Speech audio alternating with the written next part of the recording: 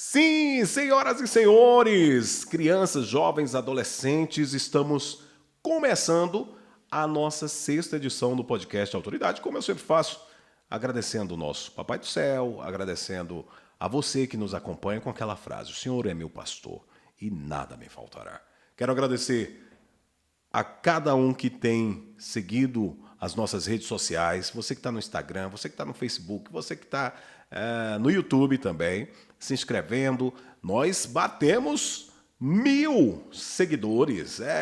Que coisa boa! Estamos em um único mês, né? Então é um sinal que as pessoas estão acessando, acompanhando e em busca de informação de qualidade, informação que respeite o nosso telespectador. Então, hoje, na nossa edição do podcast Autoridade, nós estamos recebendo nada mais, nada menos um cara que tem um currículo incrível, que tem assim uma dedicação especial na sua formação, mas como eu disse, mais do que um currículo, ele tem uma história de vida sensacional e vai compartilhar um pouquinho disso com a gente hoje aqui. Nós estamos recebendo o Comandante Pereira. Comandante Pereira, seja muito bem-vindo. Já te agradecer aqui pelo presente. Sim. Que eu recebi, o café Latitude 13. Olha isso, minha gente. Deixa eu dar um close aqui. Opa! Um close. É de peso esse café. É muito bom. E ó, um cheiro incrível, sensacional. Obrigado, comandante, Presente pra pela você. sua disponibilidade de ter vindo aqui nos atender e mais ainda ter trago aqui essa lembrança que, sem dúvida, se eu pudesse, eu iria guardar, mas é claro que eu vou tomar É um crime. esse... É um crime. É claro. Seja muito bem-vindo, comandante Pereira, instrutor de voos, mais de 5.000 horas de voos, bacharel em ciências aeronáuticas, piloto há mais de 14 anos na Fazenda Progresso e hoje vem aqui com a gente compartilhar um pouquinho dessa história. Seja muito bem-vindo, querido. Grande Emerson, obrigado. Boa noite, pessoal que está nos assistindo aí. Agradecer o convite aí. É uma honra estar aqui com você no podcast, que tem uma visibilidade nacional, internacional e principalmente aqui para a região. Pessoal, tem muita gente que te acompanha. E aí a gente está aí para esclarecer toda e qualquer dúvida sobre aviação, que a aviação é um negócio bonito. O pessoal, tem gente que tem admiração, tem gente que tem medo, muitas dúvidas, muitas perguntas. E aí a gente está aí para esclarecer o que o pessoal precisa saber. Vamos então às vias de fato. Opa. Bom, a aviação aqui na nossa região está se aproximando cada vez mais. Nós temos um desenvolvimento através de investimentos, de empresas que estão se instalando aqui no município, na nossa região. É uma realidade. Mas, junto à realidade, vem algumas dúvidas, alguns mitos, entre outras questões. Um desses mitos, inclusive, é que os aviões que circulam aqui na nossa região, principalmente quando está ali próximo da seca, né, do período de seca, que começa a se formatar algumas nuvens e os produtores logo já ficam atentos ao céu. E aí eles dizem, ó, vem chuva aí, daqui a pouco passa um aviãozinho, ele vai tirar a chuva, nossa. Tá vendo aí, ó, o avião é só o avião passar, a chuva vai embora e a gente fica aqui sofrendo, enfim. Comandante Pereira, esse mito é um mito ou é uma verdade de fato? Isso é igual a história do Pé Grande e do Monstro do Lago Ness. Eita. É mais mito do que... Opa, calma lá. Não vou contar agora. Calma lá. Ele vai falar pra gente daqui a pouquinho, vai esclarecer todos os detalhes, o que está por trás, né, desse momento em que os aviões sobrevoam aqui na nossa região e vai esclarecer de fato. Nós estamos conversando com um profissional, né, formado, um profissional com responsabilidade, com respeito, com compromisso com o que faz. Então, comandante Pereira, antes de tudo, antes de mais nada, eu gostaria de saber um pouquinho da sua história, né? Como é que surgiu a aviação na sua vida? O senhor é de Feira de Santana. Terra boa. Terra boa, Feira de Santana. Como é que surgiu a aviação na sua vida? Fazer um resumo breve aqui da minha história de vida na aviação. Perfeito. Eu sou o único da família, minha família é grande, em termos de pai, mãe, são grandes, eu sou o único da família que migrou para a parte da aviação, então nunca tive nenhum exemplo próximo de que fizesse, não, pô, incentivo, vai ser piloto. Não, nunca tive. É uma coisa que nasce, é nato, todo piloto, ele tem uma paixão de voar, E a gente sempre brinca assim, que você não vira piloto, você nasce piloto e quando você cresce e vai para um aeroclube, você vai aprimorar o seu dom ou a sua vontade. Então, desde pequeno, 3, 4 anos de idade, já na escola, já brincava com massinha de modelar, fazia avião de massinha de modelar. Pra você ter ideia, eu tenho uma coleção com mais de 300 aviões de maquetes. Depois eu vou mostrar uma foto para você. Então, a aviação para mim tá no sangue, é um DNA. A gente brinca assim que é o aerococcus, que é uma bactéria da aviação que entra no sangue. Então, eu sempre quis ser, desde pequeno, com 10 anos de idade, 8, passava algum avião próximo de casa, eu corria na janela para ver. Como toda criança, quando passa um avião, ela gosta de correr para ver um avião passando. Então, aquilo sempre me encantou e eu sempre quis ser piloto. Tentei pela via militar, que seria entrando na aeronáutica, através de concurso. Não consegui, não obtive êxito. Também não pude me qualificar, me preparar realmente para poder fazer essa prova, que ela acontecia só uma vez por ano. Nesse meio tempo, eu acabei casando, tendo filho e tive que abandonar um pouco a aviação, o sonho, e trabalhar. Ser arrimo de família, sustentar a família. E nunca desisti, nunca. Eu botei na geladeira a ideia de ser piloto. Coloquei ali e sempre falava, passava um avião de eu ainda vou estar ali, um dia ainda vou estar ali. Até minha ex-mulher falava, não, você tá maluco, você não tem como, é muito caro, isso não vai dar certo. Meu pai também falava, filho, para com isso, vai trabalhar, que você precisa trabalhar, enfim.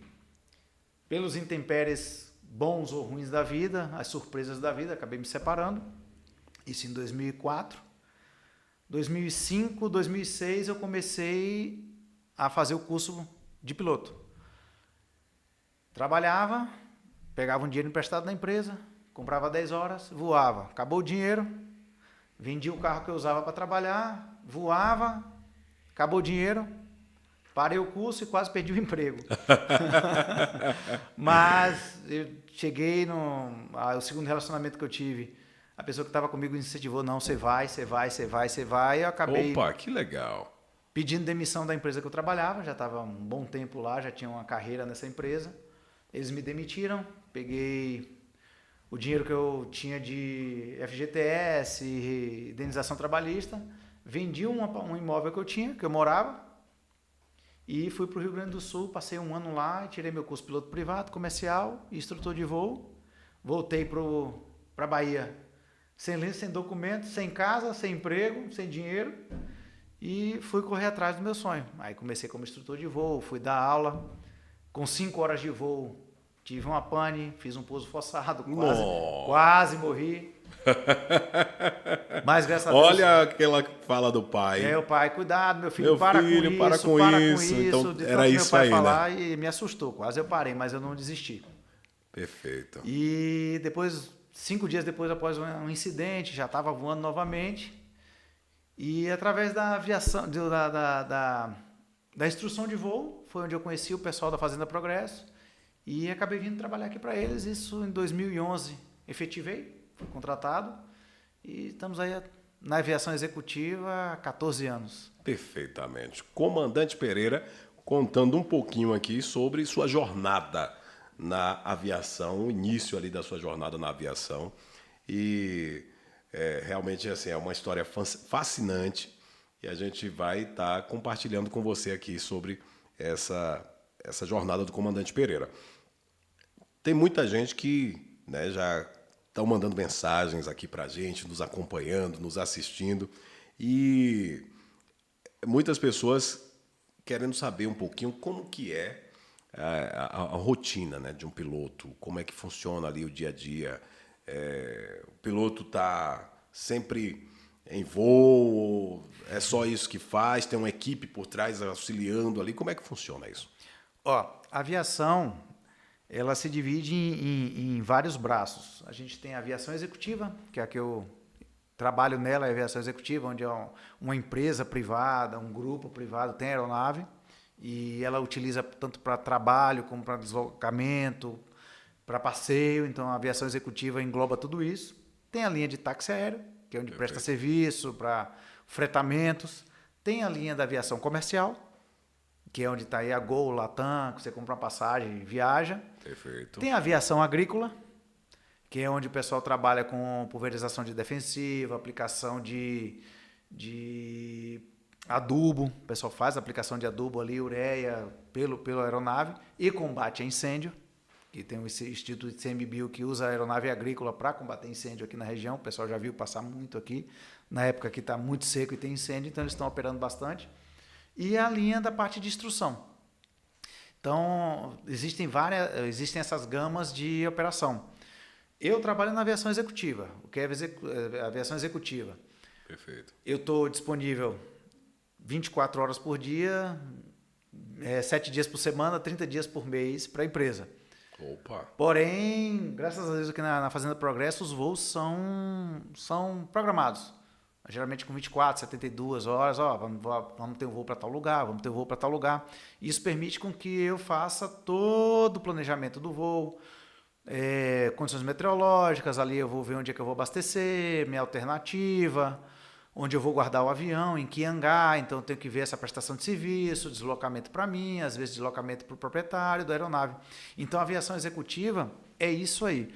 A gente é gestor da aeronave, um equipamento aí que vai variar de 5 milhões de reais a 100 milhões de reais, depende do equipamento. Então a gente é responsável por seguro, manutenção, abastecimento, toda a documentação. E essas 5 gamas que eu falei para você, todas elas são fiscalizadas pela ANAC. A ANAC ela tem fiscalizações ostensivas para ver se todos os parâmetros de segurança estão sendo seguidos. Então a gente, além de tudo, é fiscalizado pela ANAC.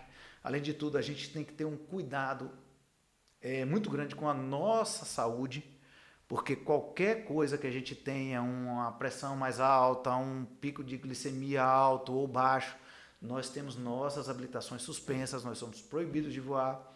Então, a aviação ela é bem complexa. Então, a gente tem que estar a par de muita coisa, tem que ser responsável por muita coisa. Já a aviação comercial, a tripulação ela só precisa saber sair a escala dela com 15 dias de antecedência para aquele mês, então ela sabe onde ela vai dormir, quais dias de folgas, não precisa se preocupar onde vai dormir, não precisa se preocupar com manutenção de aeronave, quanto custa o combustível, nada disso aí ele precisa se preocupar. A aviação taxiaéria é basicamente a mesma coisa, só que o ritmo de trabalho é bem maior. A aviação agrícola ela é bem cansativa, só que é uma das que melhor remunera. Existem casos isolados, mas tem pilotos da aviação agrícola que chegam a tirar por mês aí de 20, 30 mil reais. Se ele já trabalha para uma empresa fixa, já vai para 10, 15, 12, então varia muito. Mas é mais, vamos dizer assim, mais trabalho braçal, vamos dizer, mais cansativo, a aviação agrícola. E a aviação de instrução é legal também. Eu voei 1.600 horas em instrução, gostei muito, fiz muitos amigos. E aí você aprende a ensinar, é gostoso. E o que te motivou a se tornar um instrutor de voo? As circunstâncias. Como eu falei, quando eu terminei de me formar, estava puxando a cachorrinha acho que com uma linguiça, sei lá. Eu já estava desesperado. Então eu digo, poxa, a única coisa que vai me fazer um retorno financeiro imediato, não alto, mas imediato, era a instrução. A gente recebe um valor baixo por hora de voo, porém, como a instrução você voa muito por dia, então acaba se tornando pelo menos uma receita segura. E ali você te capacita. Eu sempre brinco assim, a instrução, na realidade, quem está aprendendo é o instrutor novo. Porque quando ele ensina, ele aprende mais do que ele ensina. Perfeito. Ali é o dom, é que nem quem é professor, que está me escutando aí, pode dizer assim, quando você termina a faculdade e vai para a primeira aula, você chega ali meio assustado, você não sabe se você sabe realmente ter a capacidade e o conhecimento para ensinar. Só que aí, a partir do momento que você vai, começa, aí você vai, aí às vezes você tem uma dúvida, aí você se aprofunda mais, você fica mais cauteloso, porque a partir do momento que você já está com uma segunda vida do seu lado, então você começa a ser um pouco mais cauteloso, aí você já começa a trabalhar mais a parte das limitações, a gente bate muito na tecla dos alunos, e até com os patrões, limitação de peso, você aprender a respeitar o meio, a máquina, o seu corpo. A gente tem uma jornada que a gente tem que seguir, obrigatório por lei, a gente tem que descansar, porque realmente é cansativo. Você pensa que não, que voar, você tá num ambiente extremamente hostil quando você está dentro de um avião. Além das preocupações, porque queira que não, todo piloto ele pode ter 10 mil horas de voo, mas ele tem sempre o medo de ter uma pane de voo durante o voo. É que o avião estando lá, não dá para você descer. Não tem acostamento, não tem um posto, não tem um serra verde. Deixa eu consertar esse... Bota aqui no acostamento. Então você tem que estar, você aumenta seu grau de cautela. É um ambiente extremamente insalubre, as vibrações da aeronave, o barulho, mesmo que você use um fone com um redutor de ruído, então aquilo ali é um ambiente insalubre. Uma coisa que a gente sofre muito é com radiação ionizada, porque quanto mais alto você está, mais exposto você está às radiações solares. Então, tanto é que nosso emprego, a gente recebe periculosidade e nós temos um regime de aposentadoria especial. Então, a aviação, e você faz um voo, você está dentro de uma câmara bariátrica que a gente brinca. Você sobe e desce, você pressuriza a aeronave, despressuriza, pressuriza a aeronave, despressuriza. Então, isso aí te envelhece, te dá cabelo branco, te envelhece. Então, tudo isso aí a aviação, ela cobra um preço. É maravilhoso, tem um glamour. Você conhece, o que eu conheci de Brasil e de países fora, eu devo à aviação. Mas ela cobra um preço. Você está acompanhando o podcast Autoridade. Hoje nós estamos recebendo essa figura ilustríssima, né? O Comandante Pereira. O Comandante Pereira está aqui junto conosco hoje, trazendo um pouquinho, nos aproximando um pouco da aviação, né? E, sem dúvidas, eu quero aproveitar esse momento para agradecer os nossos patrocinadores, agradecer a todas as pessoas que contribuem para que o podcast Autoridade esteja aqui, né? Agradecer a você que tem nos acompanhado, nos assistido. Hoje nós batemos 1.000 seguidores. 1.000 seguidores. Então nós queremos agradecer vocês, queremos agradecer todas as cidades circunvizinhas que nos acompanham, o mundo inteiro. Então, vamos lá para os nossos patrocinadores. Já já a gente volta com o Comandante Pereira e você tá curioso para saber, tá curiosa para saber, né, quem realmente, ou o que acontece realmente com aqueles voos que acontecem em nossa região, né? Se são realmente voos que podem afastar a chuva e tal. Mas eu quero agradecer Cleia Bolos Gourmet. Um pedaço de amor em cada fatia. 77991426511. Cleia, um abraço carinhoso para você. Parabéns pelo trabalho, parabéns pela profissional de excelência e parabéns pelo sabor que você oferece na mesa de nossos telespectadores. Um abraço carinhoso para você. Vem PRJ Turismo, qualidade a cada quilômetro, 77991049783, inclusive o responsável, né, ali pela condução do cantor Zé Felipe, no momento em que eu conheci o Comandante Pereira, né, não nos conhecemos pessoalmente, mas nos falamos ali, foi muito solícito e nos atendeu ali naquela demanda, atendeu a equipe do Zé Felipe, cuidou da aeronave, enfim. Foi muito bacana. Nós queremos agradecer aqui também PRJ Turismo. Nosso muito obrigado.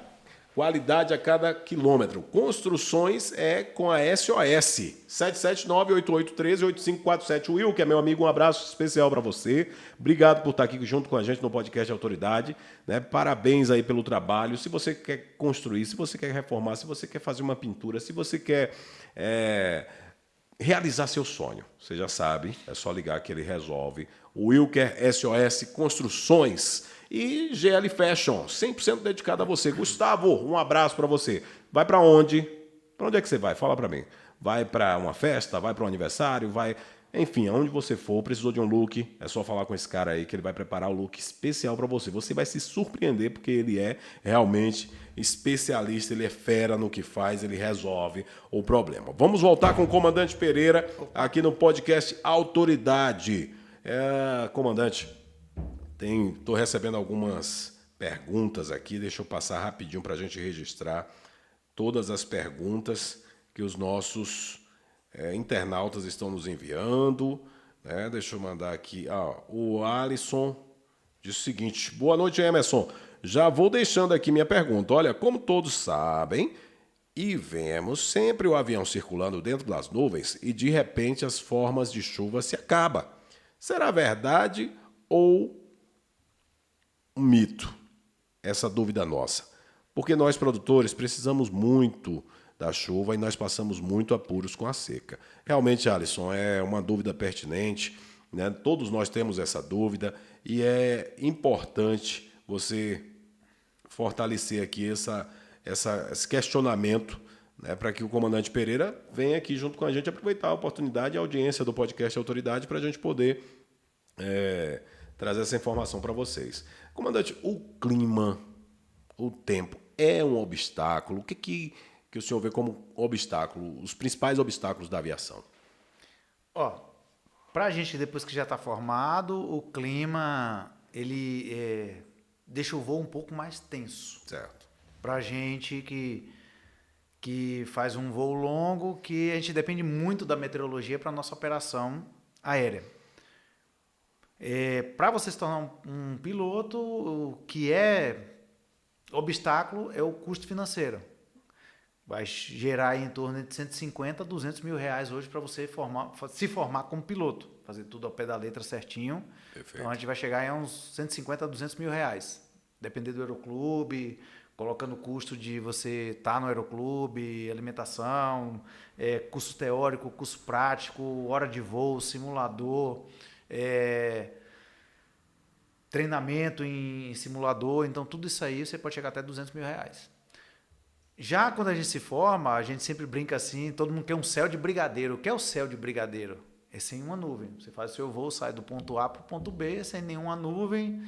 É o melhor dos mundos. Mas quando a gente tem umas operações que são um pouco mais críticas, que você tem que cruzar o Brasil, ou até aqui quando é chegada de frente fria, então a gente tem as nuvens de trovoada, a gente tem as nuvens de chuva mais pesadas.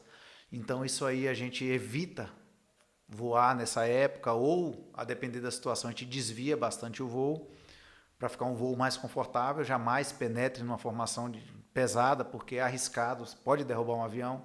Exemplo do Air France, que caiu no Oceano Atlântico, perto de Fernando de Noronha. Ele enfrentou uma condição adversa de meteorologia e acabou resultando num acidente grave. O Passarido também.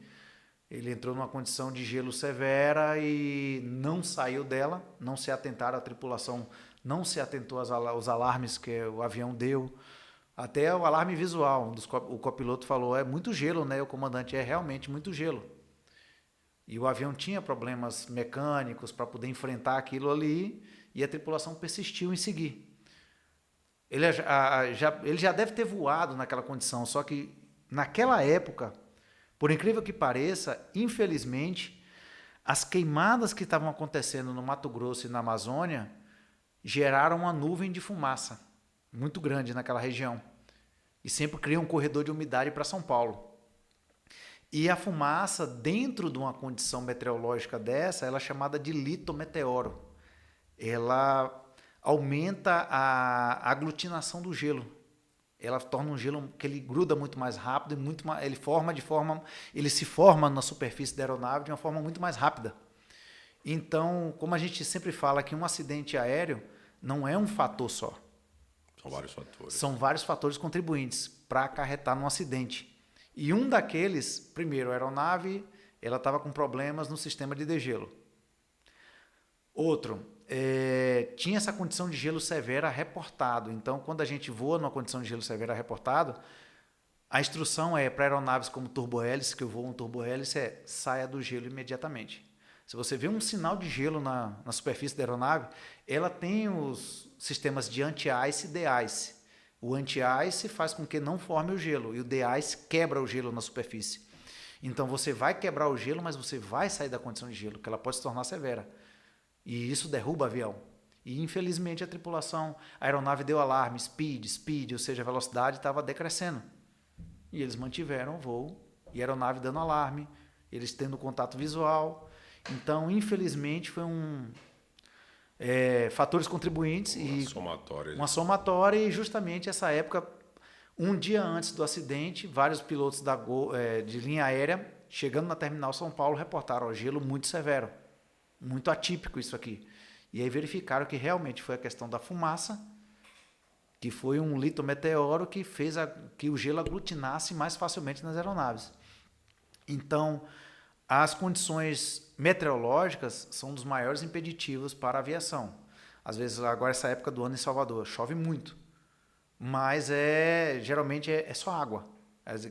Vamos brincar assim, vamos interpretar, porque o gelo, a chuva, numa nuvem cúmulos nimbus, que a gente chama de CB, aquela que gera trovoada, raio, ali primeiro tem gelo, para depois ter granizo, para depois ter a precipitação, e aí vai ter a água.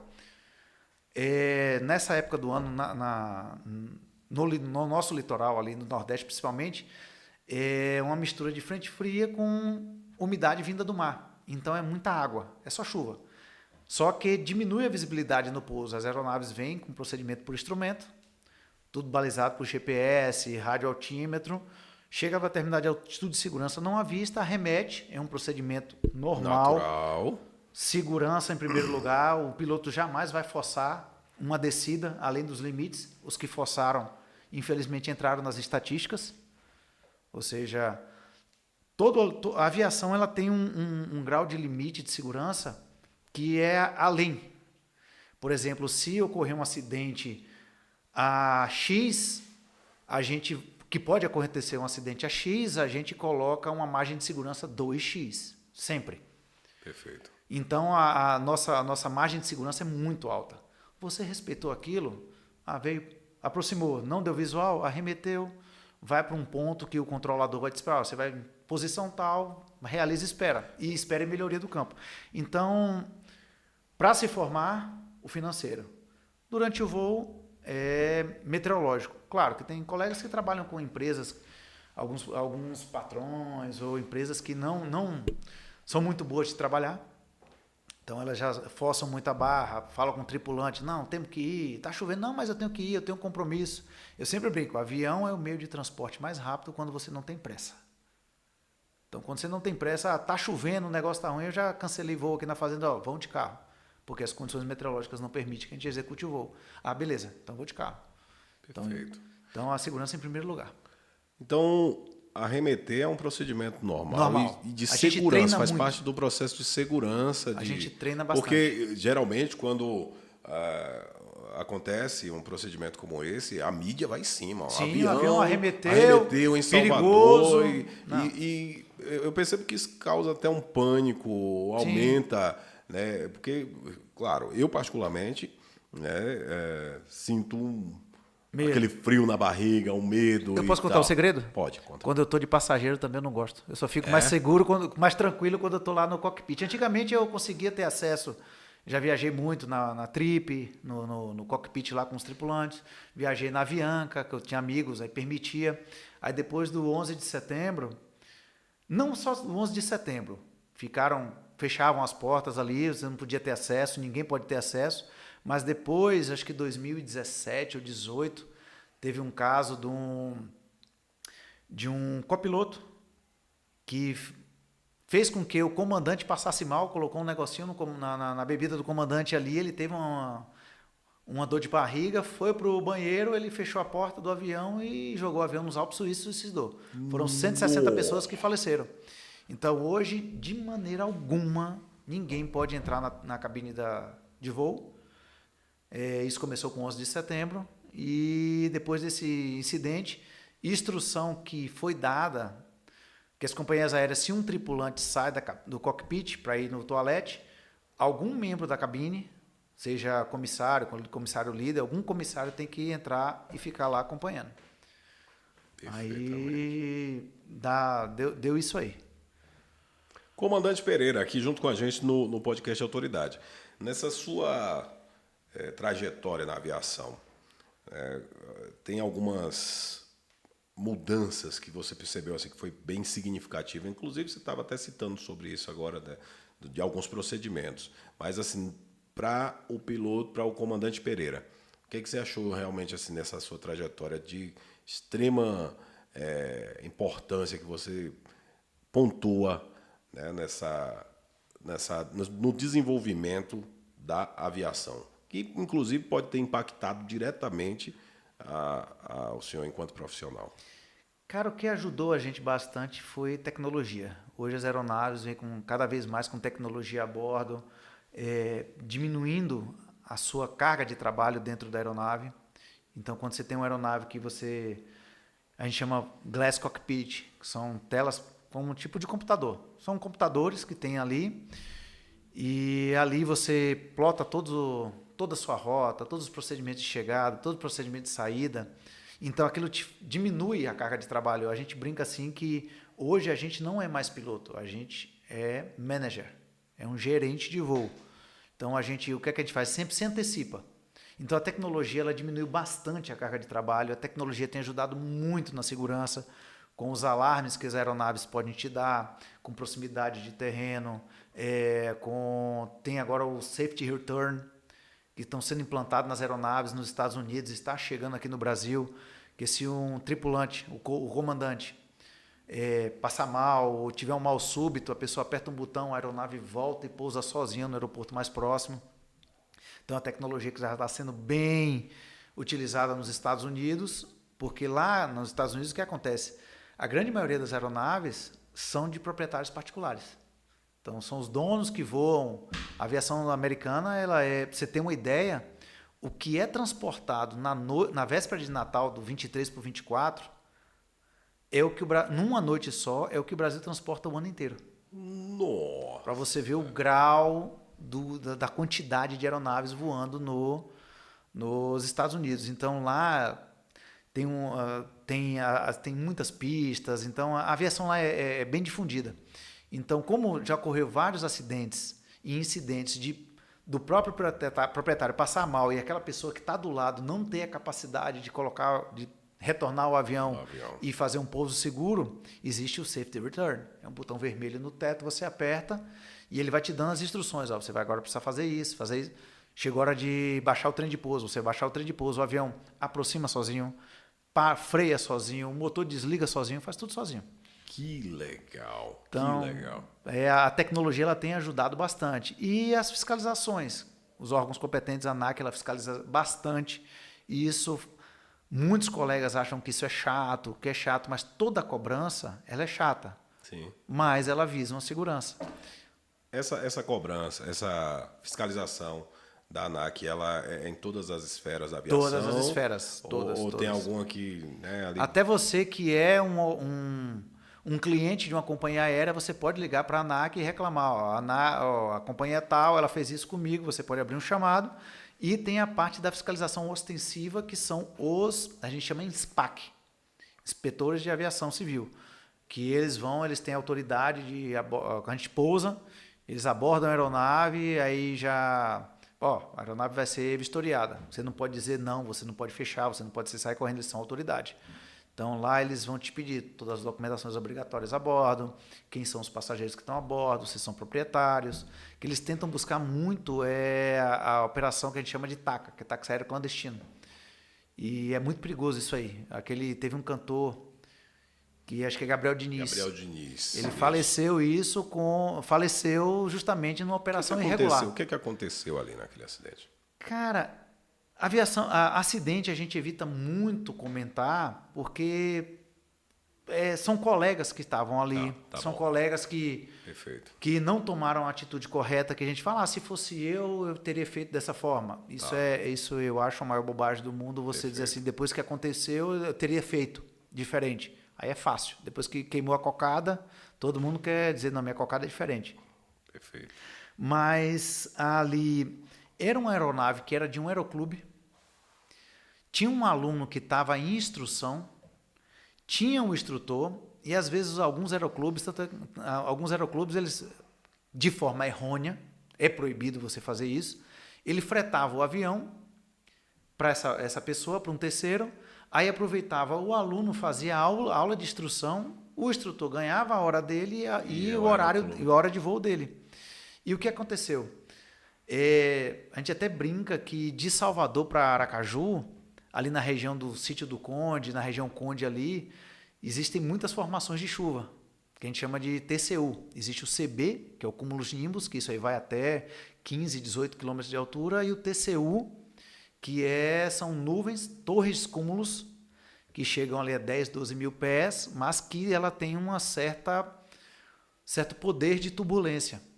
E essa aeronave, pelo que comenta o relatório, ela estava com problema também na parte de horizonte artificial. Ela não tinha capacidade técnica de realizar um voo por instrumento. Porque existem 2 tipos de voo. O VFR, que é o Visual Flight Rules, que você está voando sobre condições de voo visuais, que você tem que ter contato com o terreno mais de 10 km para frente e mais de 2 km para cima. Você não pode estar voando dentro de nuvem. Esse é o visual. E o IFR é o Instrument Flight Rules. Você vai voar sobre regras de voo por instrumento. Isso, a aeronave tem que ser habilitada e capacitada. O piloto tem que ser habilitado e capacitado. Geralmente tem que ter radar na aeronave para você poder fazer o desvio das maiores formações durante a rota. E essa aeronave não tinha nada disso. E eles acabaram entrando em uma nuvem que gerou uma força G muito forte nela. Essa aeronave não era preparada para isso e acabou arrancando uma das asas. E aí, quando arrancou a asa, eles caem. Avião existe a gente brinca assim: todo avião cai. Mentira. Todo avião plana. Às vezes o cara salta lá do Morro da Urca, às vezes não, o cara salta do Morro da Urca lá, do Pão de Açúcar, no Asa Delta e vem planando e para lá na Praia de Ipanema, do Leblon. Ou seja, todo avião é feito para planar. Se você perder os motores, você tem o voo planado para conduzir a aeronave para uma área de segurança para você fazer um pouso forçado. Foi o que aconteceu comigo. Agora, se você, por algum motivo, perde a sustentação da aeronave, o poder que ela tem de voar, ela entra em stall, que é perda de sustentação. Quando a aeronave entra em stall, foi o que aconteceu com o da Passaredo. É praticamente impossível, a depender do tipo de stall que você entra, você recuperar a aeronave. Aí é fatal. No caso, ele perder uma superfície de comando, é fatal. Um helicóptero perder uma superfície de comando, é fatal. Qualquer aeronave que perca uma superfície de comando, é fatal. Sensacional.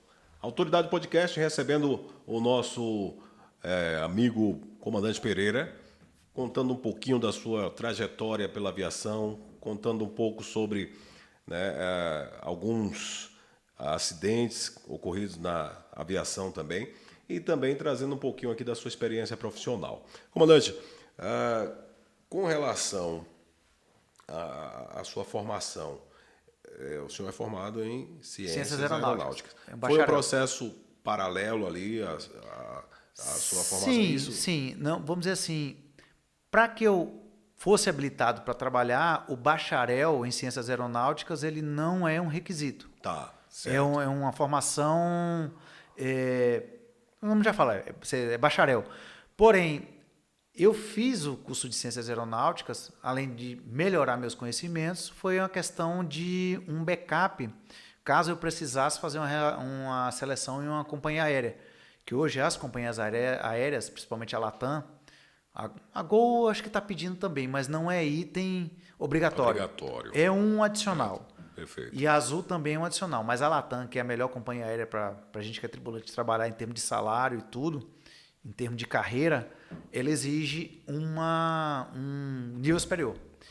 E aí eu já estava aqui na Fazenda Progresso trabalhando e aí eu consegui fazer a distância, EAD. Mas as provas eram presenciais, eu tinha que me deslocar até um polo e realizar todas as provas presenciais, mas todos os trabalhos, as aulas eu fazia EAD. Então, me capacitou, mas não é um item obrigatório para seguir a carreira. Obrigatório para você seguir a carreira é tirar seu piloto privado, piloto comercial, fazer suas horas de voo para poder você participar de uma seleção aérea. De uma companhia aérea. E o que é exigido também em qualquer companhia aérea é a proficiência linguística no inglês. Obrigatoriamente, tem que saber inglês. Porque os manuais da aeronave são todos em inglês, o checklist é em inglês, tudo é em inglês. Então, aí você tem que ter proficiência. Tá? Aí você faz uma prova chamada ICAO. A prova ICAO, que é uma prova oral, toda uma prova oral, é um bate-papo de quase 1 hora. E aí, ali o avaliador diz qual é o grau de sua proficiência em inglês. O grau 4 é o básico, que te permite trabalhar. O 5 é o intermediário e o 6 é o avançado. Que aí são pessoas que moraram nos Estados Unidos, têm um inglês fluente. E está na aviação também, aí tira o ICAO 6, que é muito difícil tirar. Hoje está bem rígido, mas o 4, o 5 e o 5 Plus se você estudar bem, mas você tem que ter conhecimento em inglês. Você pega o manual do Boeing ou do Airbus, dessa grossura aqui, é tudo em inglês. Não tem nada em português. Isso, então, a formação ali em ciências aeronáuticas, de certa forma, não, contribuiu, né, para o desenvolvimento na carreira, para ampliar os horizontes aí, né? Você vai, vamos dizer assim, você vai botando dentro de uma cesta. Perfeito. O curso piloto privado, depois o comercial, aí você tira um INVA, que é um a mais, que é um plus, que é legal. Aí você tá lá o ICAO, com essa carteira ICAO, te capacita você fazer voos internacionais. Meu patrão fala assim, Pereira, eu quero ir para Bariloche. Beleza, entra no avião, faço o plano, tenho que pousar num aeroporto internacional e lá no outro país, num aeroporto internacional também para fazer a entrada. Depois a gente pode pousar no secundário. Mas com essa carteira de proficiência linguística, eu posso ir para a China, para os Estados Unidos, para onde for. Ela me permite trânsito aéreo internacional. Perfeito. Aí você vai botando dentro dessa cesta tudo isso aí e as horas de voo que você vai adquirindo, que às vezes eu brinco assim, a diferença do piloto experiente para com pouco experiente é que o experiente, ele diz não. Ao patrão, não vou, o tempo não tá bom, acabou, não vou. Mas não vou. E já o experiente, o piloto novo, que está em início de carreira, às vezes ele está com medo de dizer não posso dizer não ao meu patrão, e aí força um pouquinho a barra e é que acontece os acidentes. Acontece, perfeitamente. E você, no início do nosso bate-papo, você citou ali um acontecimento, né, em que a aeronave teve uma pane. Sim. Né, e acabou que precisou fazer um pouso forçado. Seu pai, né, ficou mais preocupado. Pelo amor de Deus, para com isso. Para com isso, menino. Pelo amor de Deus. Teve mais algum momento assim que te marcou, algum momento que você, né, entenda que foi um momento marcante nessa trajetória, assim, sua como piloto, você se lembra? Sim. Eu que marca bastante aqui, o nosso saudoso Ivo Borré, que não está mais presente com a gente aqui, a gente estava num voo de Gramado para Uberlândia, saindo de São Paulo. Eu olhei, tinha uma frente fria se deslocando, mas ela era pequena. Só que a meteorologia ela muda muito rápido. Muito rápido. Muito rápido. Não dá para confiar assim. Hoje, as pessoas hoje estão com Starlink a bordo. Hoje, as informações meteorológicas estão em tempo real. Tá fantástico. Tá fantástico. Parece que você está brincando de videogame. As informações que você consegue ter se você tiver a internet a bordo, dentro do avião. E a gente decolou, eu falei, seu Ivo, não está muito bom, mas dá para passar. Porque ela não tinha se desenvolvido tanto. Mas só que de Canela até chegar no Paraná, deu quase 1 hora de voo, então aquilo ali mudou bastante. E na hora que chegou próximo assim, eu digo, poxa, que dá para entrar. Nessa aeronave eu não tinha muita experiência, o radar dela não era tão confiável, que até me alertaram, Pereira, cuidado com o radar desse avião, que ele não é muito confortável. Acabei entrando no meio das nuvens de trovoada, peguei granizo, turbulência, essa aeronave balançou, subiu, desceu, e eu desviando do topo, o radar ia, voltava e dava vermelho, aí já tinha que ir desviando devagarzinho. Nesse dia eu senti medo. Eu senti um pouco de medo. Mas a gente já... cara, entrou numa condição assim que eu digo, não era para eu ter feito isso. Mas nesse momento ali, você chegou a comunicar com a... Não, com o controle eu falei, eu estou fazendo desvio, solicita mudança de nível, aí consegui descer um pouquinho mais o nível. E os passageiros? Assustaram também, assustaram. Isso aqui eu estou falando aqui pela primeira vez, só quem sabia era seu Ivo na época, estava ele e a esposa. Mas foi um espaço de tempo muito curto. Só foi cruzar uma faixa. Foi uns 3 a 4 minutos que pareceu que foi 1 hora. Dentro daquele negócio chacoalhando. E eu falei assim, cara, não dá para encarar. Eu não tinha muita experiência nesse nível de voo. A gente tinha pouco tempo que tinha comprado essa aeronave. A gente tinha uma aeronave que a gente tinha quase 2.000 horas de voo, mas era para voo baixo. Essa aqui você pode subir bastante, e eu não tinha uma certa experiência. E o radar desse avião realmente não era confortável. Tanto é que hoje já foi mudado o programa do radar da aeronave, melhorou bastante. Fizeram um upgrade, então melhorou bastante. Mas ali eu vi que quando eu olhar e avaliar que não tem condição, a gente não vai. E depois desse dia ele até forçava, não, bora, vamos tentar, não sei o quê. E aí eu ia. E nesse dia foi bem complicado, foi um susto. Depois desse dia eu falei com ele, ó, seu Ivo, o tempo não tá bom. Ele, não, vamos amanhã. Então foi bom que deu um limite para ele e para mim. Perfeito. Então são as intempéries da vida que te dão a casca, que te dão a experiência. Então hoje eu já tenho uma avaliação muito mais criteriosa, subi bastante a régua de segurança. Então, não dá, acabou. Porque quando você assim dá. Comandante Pereira, aqui no nosso podcast Autoridade, contando da sua trajetória, das suas experiências na aviação. Comandante, esse ambiente da Fazenda Progresso, o que mais que te motiva a continuar voando depois de 14 anos de prestação de serviço ali naquele ambiente? Cara, vou te contar uma historinha assim interessante, né? Eu comecei com a Progresso, sempre quis na executiva, mas aí sempre tinha poxa, acho que eu queria dar um pulinho lá na aviação comercial, me gabaritar, porque às vezes o pessoal fala assim, eu tenho 5.000 horas de voo, mas é aeronave executiva, o cara tem 500 horas no Boeing 737, o cara fala, pô, aquele é piloto. Sim. Esse aqui eu só vou teco-teco. Então tem esse pequeno preconceito que existe, mas eu sempre, não, aqui tá bom, o pessoal é fantástico, a família Borré, são pessoas que me abraçaram, eu abracei eles, então é uma galera muito legal, muito gente boa, o clima na fazenda, todos os funcionários, o ambiente é maravilhoso de trabalhar, então o ambiente de trabalho ajuda bastante. Perfeito. Mas ocorreram fases na minha vida que eu pensei, eu digo, porra, o auge de um piloto que a gente gasta dinheiro com isso, se profissionaliza, se capacita, investe na gente, é voar numa comercial. E aí teve uma hora que eu tava já de saco cheio aqui de ficar em Mucugê, que eu gosto de shopping, eu gosto de gente, eu gosto de trânsito, eu gosto de buzinar, eu gosto de movimento.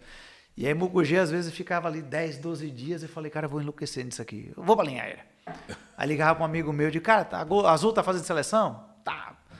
Fiz a seleção no Azul, passei, mas na última fase, no psicoteste, eles me colocaram numa condição que eu não faria, não entregaria.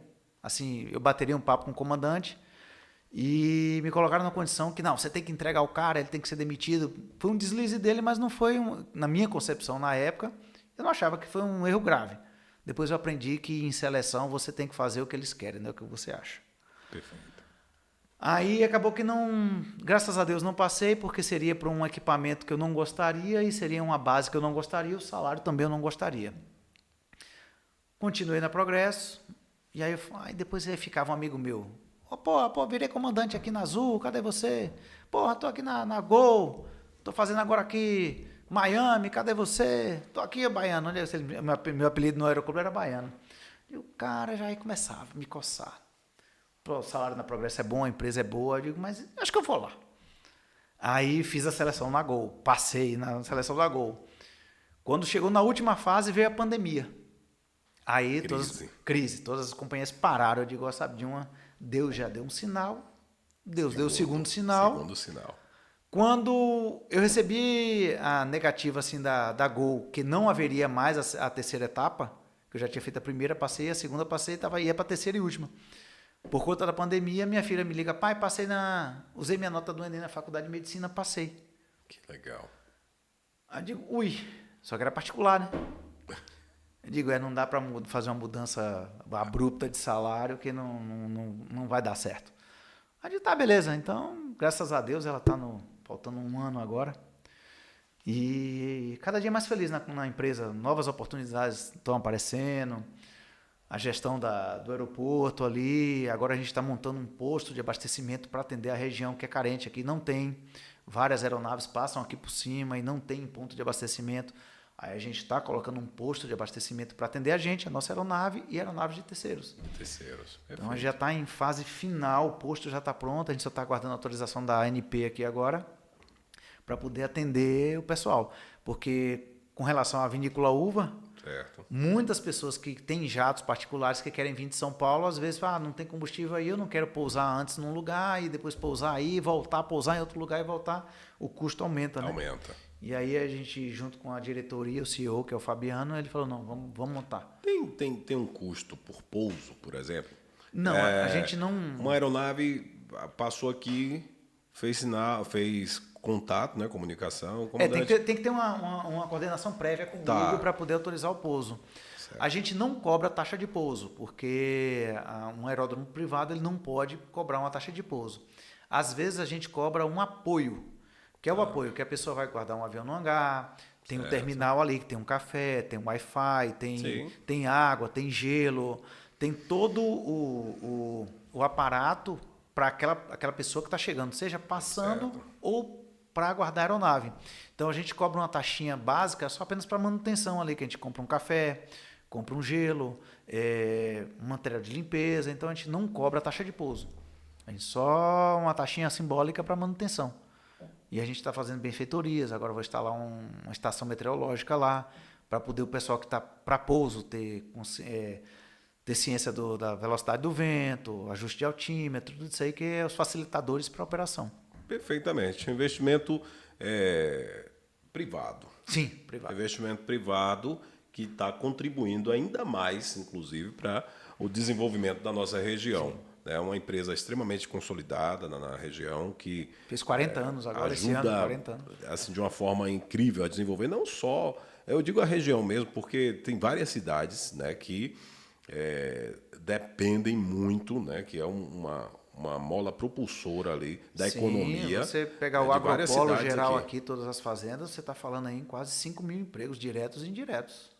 Perfeitamente. Estamos aqui com o comandante Pereira, trazendo um pouquinho de informação para a gente sobre sua trajetória, sobre suas atividades na aviação, um pouco de conhecimento sobre o que realmente é a aviação, né?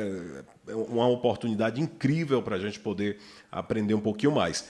Eu quero agradecer os nossos patrocinadores. Alice Amor Faz Arte Personalizado, 77981435558. Nosso muito obrigado. Gessílio Autopeças, Correia Autopeças. Gessílio, muito obrigado pela sua parceria aqui com o podcast Autoridade. Você vai viajar, precisou fazer aquele check-up no seu veículo? Procura Gessílio Autopeças. As melhores condições, peças originais, peças que são muito bem posicionadas para que você possa ter a segurança com o seu veículo. Vai viajar, já sabe, precisou de alguma peça no seu veículo aí, diversas marcas, o melhor estoque na região, com certeza é esse cara. Espaço Net, sua melhor experiência de acesso à internet. Wellington, um abraço para você, para Júnior também, essa equipe sensacional que tem os melhores planos em internet, a internet que não cai, a internet que atende você da melhor condição e, sem dúvidas, meu amigo, viver sem internet hoje em dia realmente, né, não dá. Então, se você está pensando em instalar a internet na sua residência, no seu comércio, na sua propriedade, enfim, onde você quiser instalar, a equipe vai te atender com muito respeito, compromisso e responsabilidade em te entregar a melhor qualidade em internet. Espaço Net, Governo do Estado da Bahia também aqui apoiando a nossa Autoridade Podcast.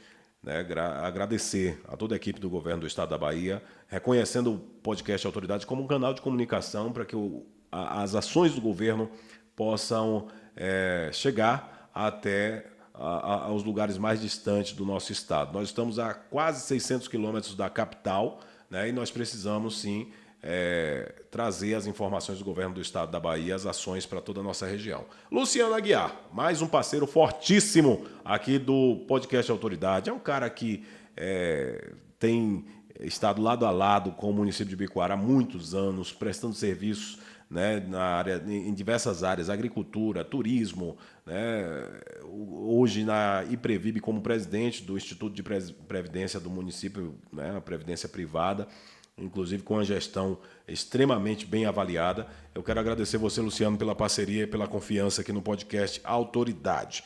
E vamos voltando aqui com o nosso comandante Pereira, falando sobre aviação, falando sobre suas experiências, contando um pouquinho da sua trajetória, trazendo esse momento tenso aí que aconteceu ali com a família Borré, né, as suas experiências do início de carreira e também fazendo uma panorâmica aqui de todas as suas atividades. Comandante, para quem está começando hoje, na aviação, seja, né, na aviação privada, seja enfim, na verdade, assim, quem está começando, quem passou dessa fase, né, do processo para conseguir a habilitação, né, o que você mais recomenda, assim, o que você traz o que você diria, ó, na sua idade, eu iria mais por aqui, iria mais por ali, o que você acumulou de experiência que você colocaria hoje disponível para quem está começando? Emerson,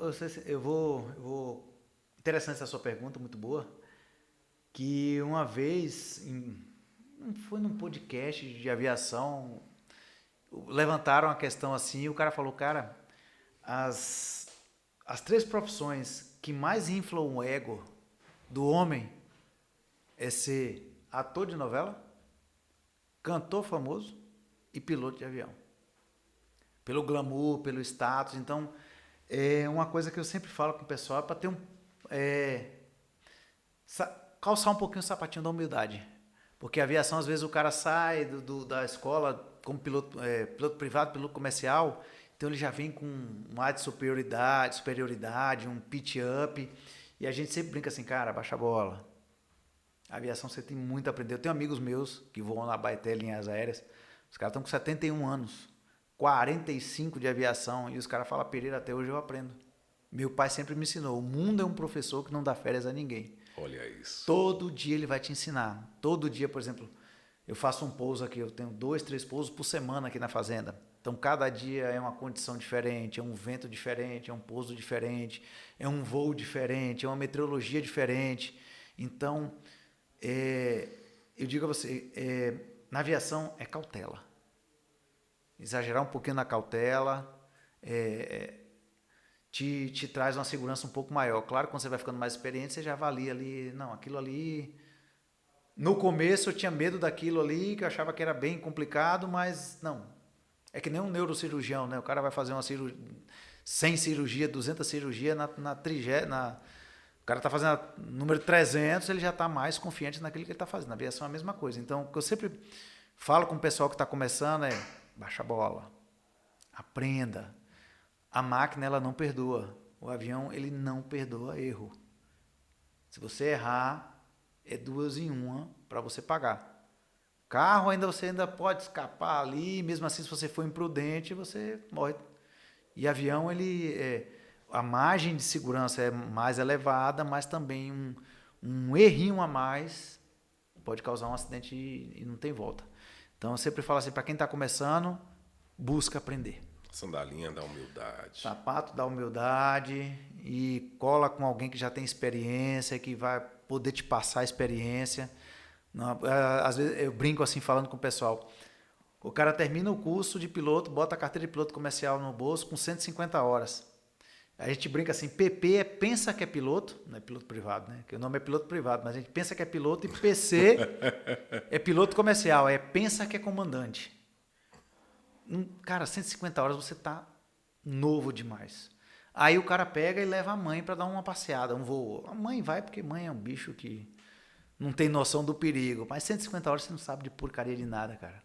Então, tenta colar num táxi aéreo ou com algum comandante para você ganhar experiência, para você ver o dia a dia, as limitações, tudo. Você ganhar experiência para a partir daí você passar, não, hoje eu só posso ser comandante, assumir uma aeronave que não seja tão complexa, claro, as aeronaves menores, tão complexas, aí você vai ganhando experiência, aí dali você vai, ganhar uma experiência, você já passa por aeronave um pouco mais complexa, porque aprender a voar, você aprende ali quando está no curso, aí daí para frente você vai aprimorar sua técnica. O voo é aprimorar constantemente. Comandante Pereira, ao vivo aqui no nosso podcast Autoridade, trazendo muitas informações interessantes. Você que está nos assistindo, que sonha em ser piloto de avião, você que já está aí caminhando, né, para pegar sua habilitação, enfim, você ouça aí, por favor, né, as orientações, as instruções do comandante Pereira, tá bom? Porque Ô, Sam, não, não é isso não. Ele quer a outra água, por favor. É, garoto. É a gelada. Então, você acompanhando a gente aqui, tá absorvendo um pouco de conhecimento, entendendo um pouco mais sobre a aviação. E assim, para a gente é uma honra imensa, porque é um assunto que a gente vê muito mais em TV. Sim. Eu, sendo muito honesto, Para ser sincero, eu posso te dizer Pode falar. o que me incentivou, agora veio um déjà vu, que me incentivou a ser piloto foi em 1988, eu tinha 8 anos de idade, eu estava na casa do meu irmão, no interior da Bahia, em Cruz das Almas, e eu assisti Top Gun. Olha isso, Cara, que quando eu legal. vi aquilo ali, eu digo... Inclusive, foi a música que a trilha sonora da divulgação. Não sabia que, né, tinha Não, essa. e quando teve agora Top Gun Maverick, que ele lançou no cinema, eu estava com minha segunda filha, ela tem 14 anos, eu levei ela lá no cinema. Cara, do primeiro ao último minuto do filme eu arrepiei. Ela, meu pai, eu digo, minha filha, isso aqui foi quem me incentivou. Eu falei, ó, foi esse cara aí, ó, Tom Cruise. Tom Cruise. No Top Gun, o filme é de 86 ou 85, mas chegou aqui no Brasil em 88, 87. Foi 87, 88. Eu tinha 7 para 8 anos de idade. Colei o olho naquilo ali e digo, cara, é isso aí. Perfeito. Comandante Pereira, no podcast Autoridade. Eu vou rapidinho nos comerciais para a gente registrar todo mundo que está nos acompanhando aqui, incentivando esse projeto do podcast Autoridade, porque sem esses apoios, sem esses patrocinadores, é claro que ficaria muito mais complexo. Celes Insufilme 77988495522, lá no distrito de Cascavel, o cara que resolve. Você tem uma porta de vidro aí, precisa, né, aplicar uma película, ele tem a solução ideal para você. Fala com esse cara que ele resolve. Quer aplicar uma película no seu veículo, acabou de comprar, ou então as películas estão já meio estragadas e você quer trocar, fala com ele que ele resolve para você. Celes Insufilme. Tecmundi, certificado digital e sistema de Adriano Dantas, é o cara que resolve tudo, né? Tem todas as soluções tecnológicas para você que tem a sua empresa, você que tem precisa de uma solução informática. Ele tem sistemas, ele tem uma série de produtos que podem contribuir para que você faça o gerenciamento de tudo que você precisar. Tá? Então, e inclusive é o único aqui no município que é autorizado a emissão de certificado digital. Tecmundo, Adriano, um abraço. Prefeito Gil Melo, o prefeito hoje está em Salvador, né, em busca aí de algumas políticas públicas para o município, cumprindo sua agenda lá e garantindo aí que venha benefícios para o município. Um abraço, prefeito, obrigado pela parceria. Gil, um abraço. Império dos Importados, acessórios e eletrônicos, 77988337462, patrocinador oficial do show de Zelezinho, que vai acontecer aqui no município dia 30 de maio, às 19 horas, na área de eventos. Tem mais alguém aí? Manda para mim. Rairan Distribuidora, 779-8144-1192. Essa é completíssima, sem demagogia. A gente fala aqui de uma empresa que é responsável, que é compromissada, né, com atenção ao cliente, atende e entrega, enfim. Vamos voltar com o comandante Pereira no nosso podcast Autoridade. Comandante, estamos caminhando para a fase final aqui da nossa entrevista, do nosso bate-papo. Tem aquela pergunta que todo mundo quer saber. Todo mundo quer saber. Os aviões que circulam, eles tiram a chuva aqui. Bom, ele vai falar, mas antes eu quero saber assim, como é que está o pensamento para o futuro, né? Como é que está aí? Quais são os seus próximos objetivos na carreira? Né? Não, tá tudo bem, Emerson, aonde eu estou, eu quero... Enfim, né? Tem alguma coisa que o senhor gostaria de explorar na aviação? Emerson, meu saudoso pai, ele sempre me ensinou, empresa de patrão não é casa de empregado. Eu trabalho na aviação executiva, estou com a Progresso há 14 anos. Eu estou pilotando hoje para praticamente a terceira geração, que foi seu Pedro Hugo Borré. Quando eu trabalhei aqui na empresa, ele já não era mais da diretoria, fazia parte, mas não era diretoria. Certo. Então, voei muito para o seu Ivo Borré.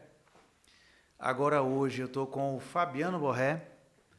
E as próximas gerações eu acho que vão chegar para tomar conta da empresa e eu espero estar presente. Eu gosto muito do ambiente de trabalho da empresa, já criei um vínculo com eles. Então, a minha intenção hoje é continuar na Progresso até chegar à minha aposentadoria. Vou botar até um sucessor, quem sabe o meu filho mais novo, lá mais para frente. Ele Gosta da aviação? Ele tem 2 anos, mas quando passa um avião lá em casa, ele sai correndo, avião de papai, avião de papai. Então, que legal, não que sei. fofo. Mas eu não vislumbro assim a aviação comercial.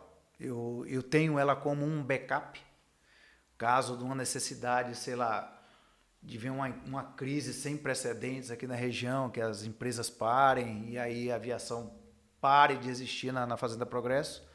Aí eu penso numa aviação comercial, mas vai depender também da idade. Mas eu tenho também um network muito grande. Eu tenho muitos amigos em outros polos, em outras áreas, que a gente pode tentar bater a porta.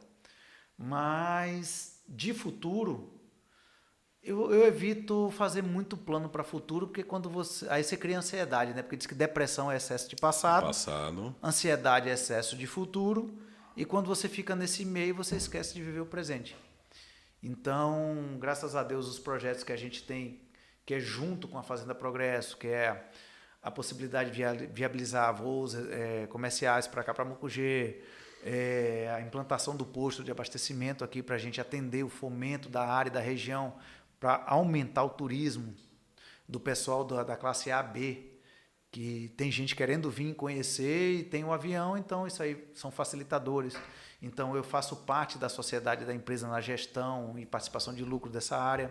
Então, eu estou mais na parte empresarial da coisa, desenvolvendo isso, e com a empresa, voando, fazendo o que eu gosto. E, sinceramente, hoje eu não me vejo em outro plano. Claro que a gente tem que ter um plano A, B, C ou D, mas eu procuro me concentrar e fazer uma base sólida do presente e estar preparado para caso uma necessidade de um futuro.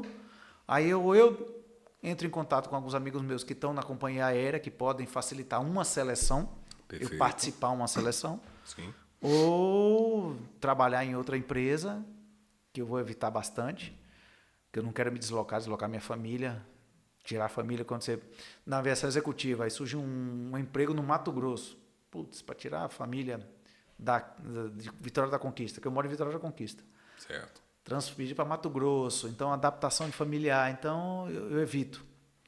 Mas eu não faço muito plano assim para 5, 10, 15 anos para frente, não. Até porque é tudo muito volátil, Sim, tudo muito perfeito. rápido, tudo muda muito fácil. Hoje a gente está numa velocidade da informação muito grande.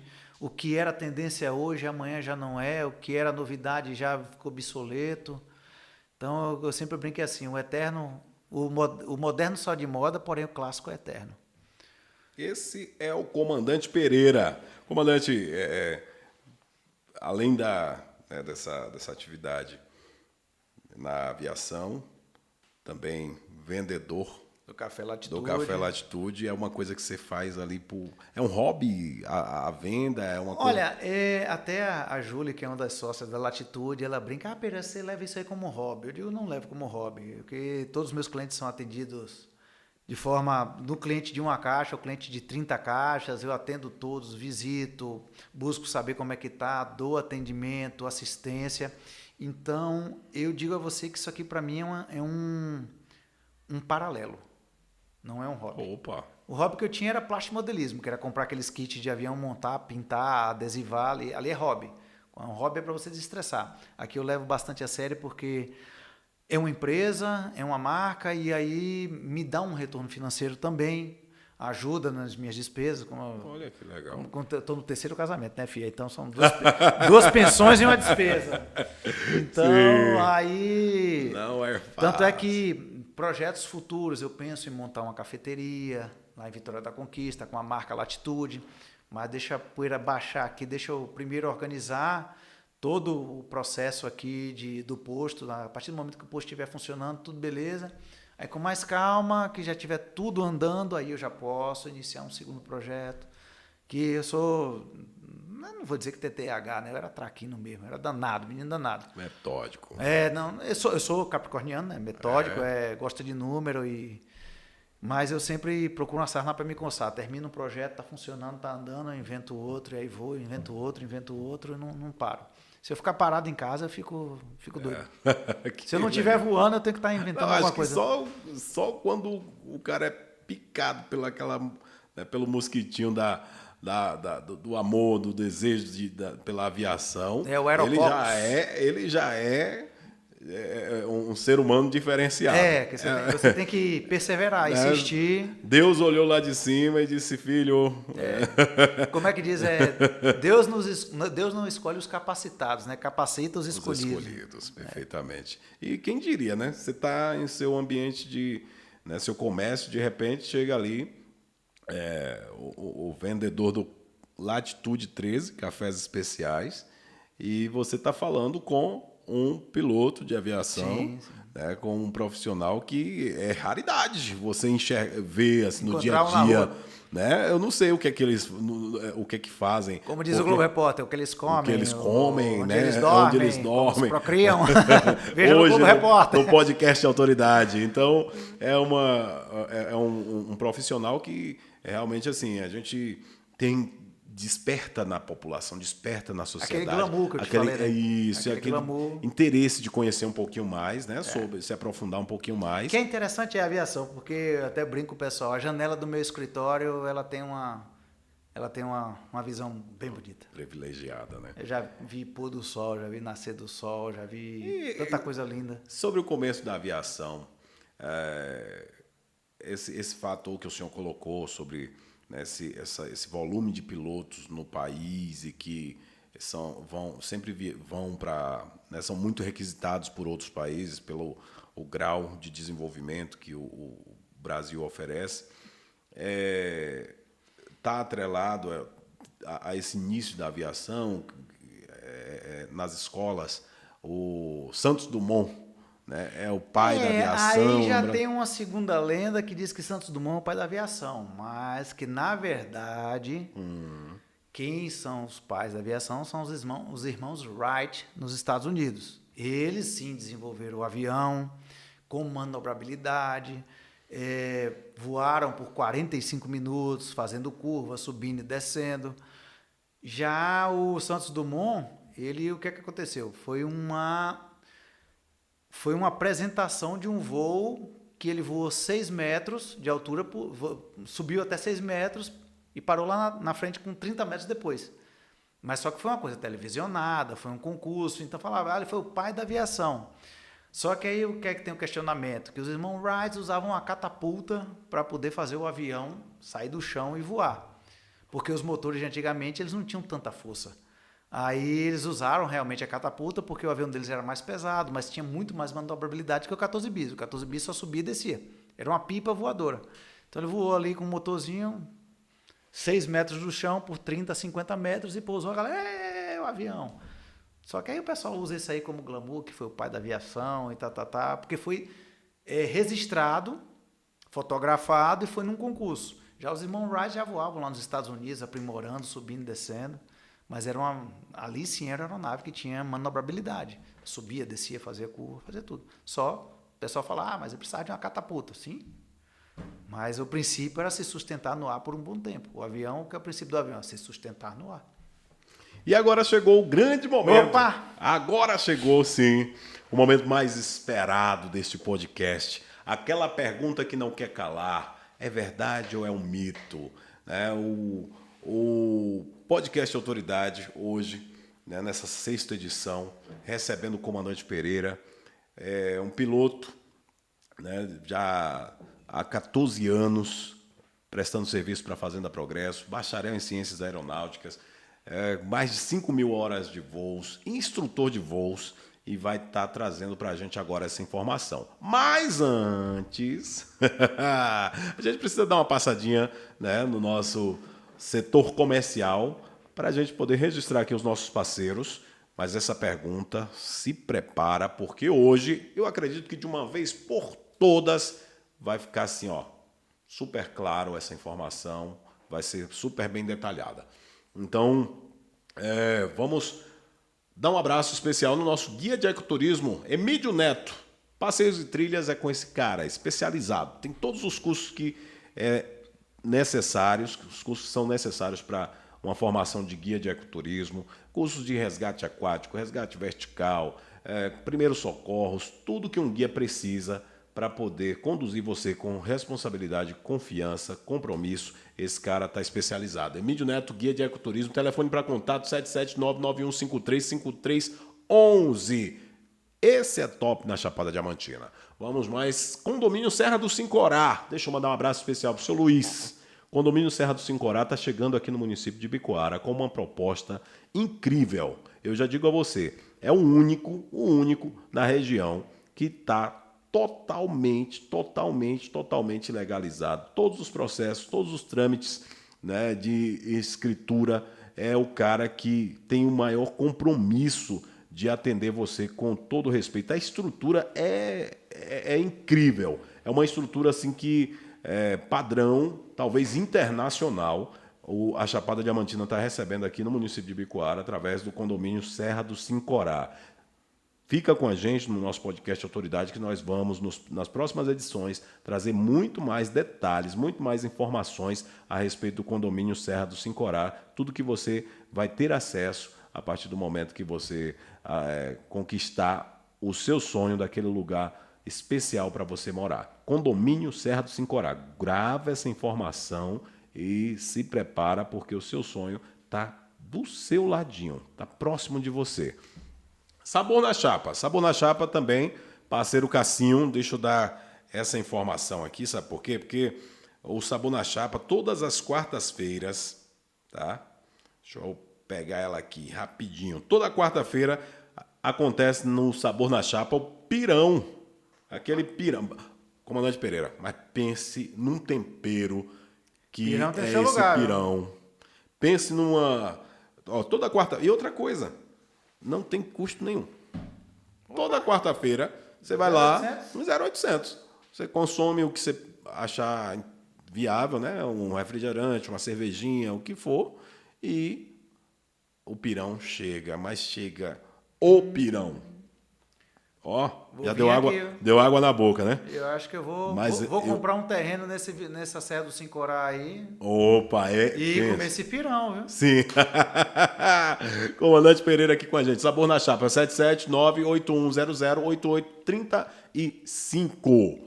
Vamos mais uma aí. 7 Engenharia, Projetos e Consultoria Limitada. 77981253635. Eu estou falando de Francis, estou falando de Nilde, estou falando de profissionais qualificados, especializados para te atender com todo o respeito. Francis é um profissional que ele acompanha a obra. A partir do momento que você contrata ele, você fica despreocupado, porque ele vai acompanhar a obra, ele vai fazer o projeto e vai acompanhar tudo direitinho para que você tenha a realização do seu sonho. É uma empresa também especializada em obras públicas, também tem diversos clientes aqui na região inteira e faz sempre com qualidade. As obras da 7 Engenharia são obras que realmente são utilizados os melhores materiais de construção, são utilizadas as melhores técnicas mais modernas. Então, sem dúvidas, 7 Engenharia é a empresa. Pimbo da Cachaça. O comandante gosta de uma biritinha, assim, de leve, uma cachaçinha de vez em quando. Uma vez que outra. Eu sou mais apreciador, assim, nas minhas horas vagas, um uísque e um bom vinho. Maravilha, perfeito. Mas a cachaçinha também, uma cachaçinha boa, ela tem seu lugar. Essa aqui é de respeito. Pimbo da Cachaça é o cara que produz, além dele produzir, ele também distribui aqui na região a cachaça Brejão, que é uma cachaça super conhecida na região inteira. Lá na Pedra Branca, Pimbo da Cachaça. Um abraço para você, meu amigo. Obrigado pela parceria. E se você quiser ter essa cachaça no seu comércio, é só ligar 779-9188-3068. Esse cara resolve para você, tá? Unilabs, Laboratório Medclínica. Tem uma novidade muito legal chegando e eu preciso chamar a sua atenção para isso. Sabe por quê? Porque a Unilabs e a Medclínica além de estar trazendo para a nossa região os médicos mais especializados, né? Além de trazer uma variedade imensa de exames, agora está chegando também, nada mais, nada menos, sabe o quê? O cartão do povo. Cartão do povo.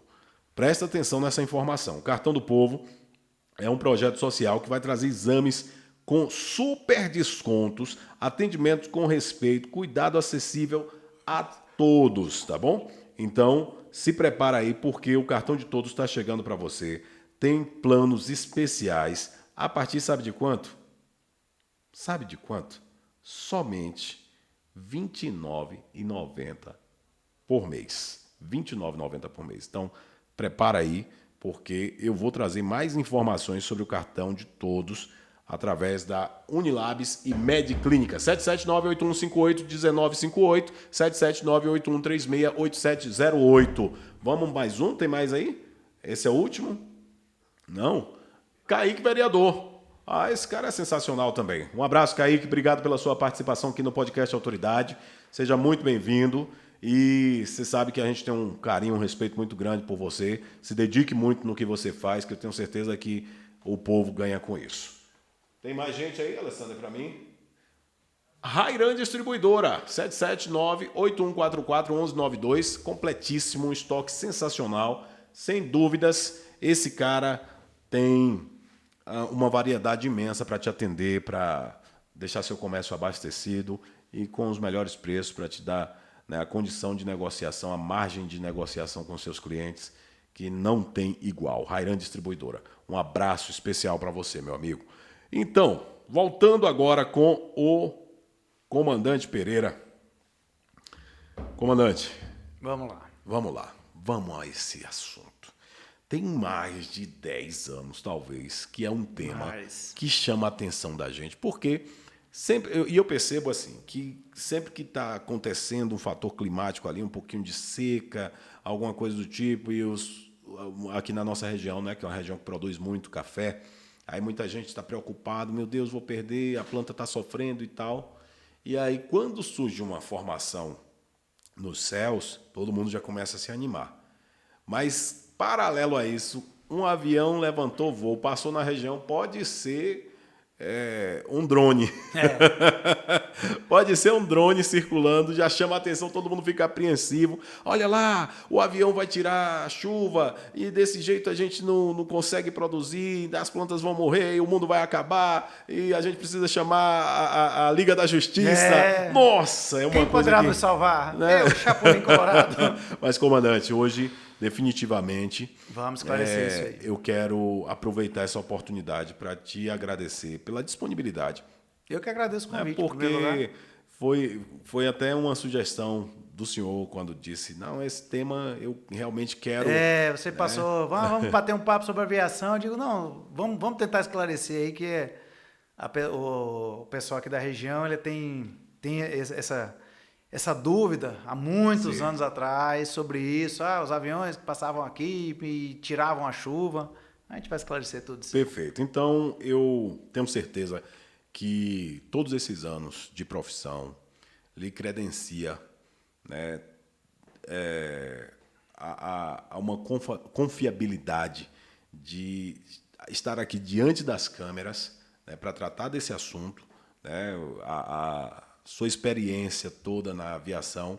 Eu tenho certeza que o que o senhor vai trazer para a gente aqui hoje de informação sobre esse tema, né, uma informação extremamente confiável, né, e com o respeito que nós temos pelos nossos telespectadores, pelos nossos internautas que nos acompanham. Então, é verdade ou mito que os aviões dispersam a chuva, dispersam as nuvens e tiram a chuva?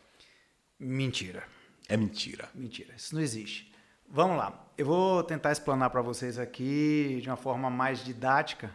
Vamos passar por condições climáticas, meteorologia, o que é que forma uma nuvem, o que faz ela precipitar e o que o avião faz com que ela precipite. Então vamos lá. Antes aqui no bate-papo que a gente estava tendo nos bastidores, eu conversei com ele e falei com ele o seguinte: O nosso microclima aqui, a nossa região, ela depende de 2 fatores. Certo. Tanto é que aqui é o único lugar do Brasil que produz batata 365 dias por ano. Não existe outro lugar no Brasil que produz batata o ano inteiro. É aqui. Por condições do nosso microclima. A gente tem a nossa Serra do Sicorá aí, que ela segura a umidade que vem de Salvador, às vezes quando tem no inverno, na época de inverno, a gente tem frio e neblina com garoa aqui. Porém, essa neblina com garoa, ela vem da chuva que está no litoral. Chove bastante em Salvador, o excesso de umidade vem, prende na serra, sobe, esquenta um pouquinho, precipita. Perfeito. Esse é o nosso inverno, que geralmente, em média, pode nos gerar de 150 a 200 milímetros nessa estação. Se tudo ocorrer de forma natural, normal, como a gente fala assim, em condições de temperatura e pressão ideal. Se não ocorrer El Niño e Laninha, que eu vou explicar cada um também. As nossas chuvas típicas, que a gente fala que vai encher barragem, são as chuvas de verão.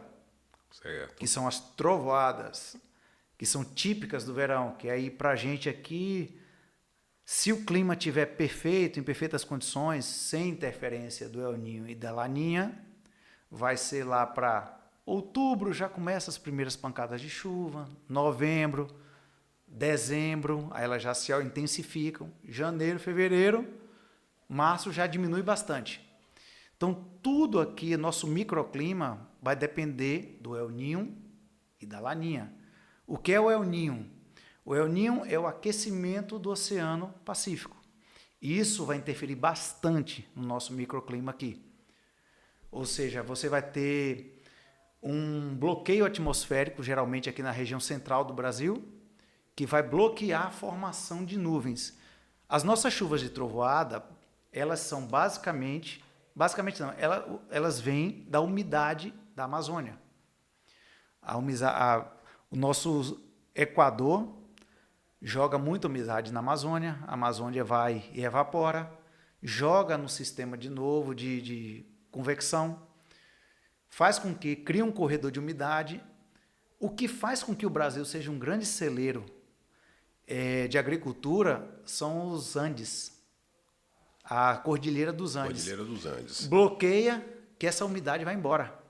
Ela bate nos Andes e desce. Aí vem, entra ali no Mato Grosso, São Paulo, Rio Grande do Sul e vem subindo. Então, para você ter um corredor de umidade para gerar chuva, a gente depende de 2 coisas. Umidade que venha da Amazônia e um sistema de baixa pressão que cria ali no litoral e venha subindo. Porque vocês assistem o Jornal Nacional, uma frente fria formada no litoral, baixa pressão, sistema de baixa pressão que capta nuvens e está subindo, vai subir para a Bahia, aí cria aquele corredor de umidade, aí nós temos nossas chuvas de verão e trovoadas. Inverno agora a gente teve até uma atípica que foi essa última, que a gente teve uma quantidade de chuva aqui, mas que está dentro do padrão, porque esse ano, até o momento, nós não tivemos uma interferência tão grande do El Niño e da Laninha. O que faz com que exista o El Niño e a Laninha? Estudos recentes estão comprovando que são o quê? As explosões solares. Quando você tem uma explosão solar, que você solta muito calor, vocês devem ter percebido aí que dezembro, janeiro e fevereiro foi um ano atípico de muito calor aqui na região. Sim, sim. E as chuvas diminuíram. Ou seja, foi uma tendência das explosões solares que nós tivemos na atmosfera. Tanto é que em dezembro, foi o novembro, a NASA, junto com outras empresas de telecomunicações, tiveram que virar os satélites para que eles não fossem cozidos, queimados, com a radiação micro-ondas do... Isso tem alguma interferência aqui humana? Sim, não sei se vocês... Não sei se saiu muito na mídia, mas nos nossos grupos de aviações, várias aeronaves em voo perderam o monitoramento via GPS, que a gente voa nos aviões por GPS. Hoje é tudo Global System Position. Global Position System. São satélites que vão dizendo a posição das aeronaves, tudo isso aí. Antigamente a gente voava por antena.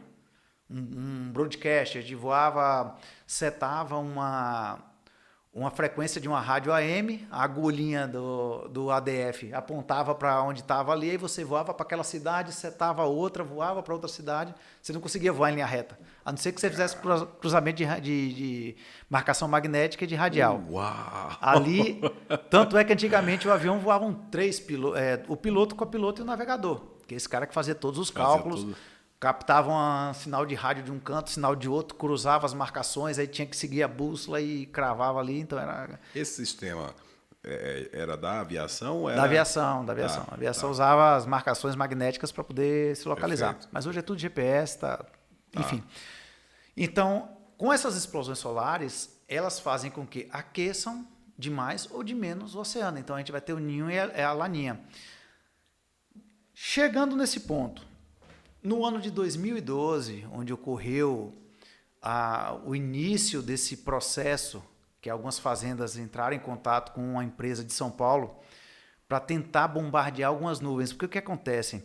As nuvens, elas se formavam, tinham muito pouca umidade, porque existia aqui um VCAM em cima da região, que é um bloqueio atmosférico em altíssimas, é redundância, altíssimas altitudes, mas no nível atmosférico bem alto, que bloqueava, ele fazia um vórtex sentido anti-horário, que bloqueava toda e qualquer formação de nuvens, seja de chuva que viesse do inverno do litoral, ou chuva que viesse das frentes frias de verão, que são os corredores de umidade, que vem ali, que começa em São Paulo, vai subindo em Minas Gerais, chega até a Bahia e faz toda a parte de chuva.